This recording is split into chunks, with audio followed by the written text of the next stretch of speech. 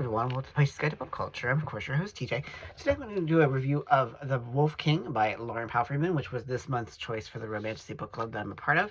I should say I really love this book. I'm not usually a huge werewolf romance reader, with the exception of TJ Klune, who I think is just amazing. But I did very much enjoy this story, which focuses on Aurora, a human princess who is kidnapped by Callum, a wolf chieftain or alpha, and is taken away to the kingdom of the of wolves, which is in the north.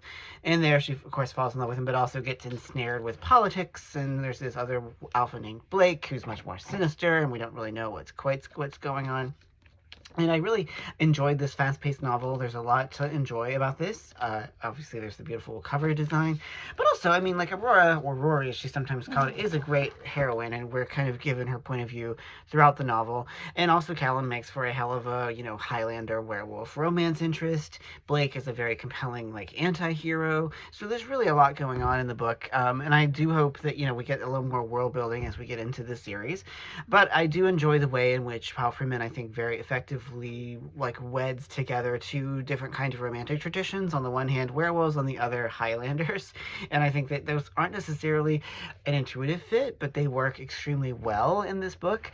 It is deeply erotic. There's lots of really evocatively written love scenes between these two characters. And obviously, because she's a princess and because she's a human, Aurora is kind of caught in between two worlds. Now, there are some, twists and turns to the story. There are some revelations that change how characters think about themselves and their place in the world. But, I mean, I think there's a comfort in these kinds of romances that follow a very specific set of plot conventions, and that's very much okay. I enjoy the fact that it's set in first person, that it is set in the present, it's present tense, so there's a really immediacy to the romance that I think is very effective.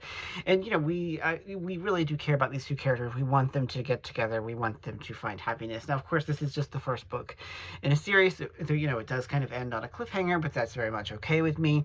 Like I said, it is pretty much exactly what it says on the tin. It's a very evocatively, lushly written romantasy that I very much enjoyed.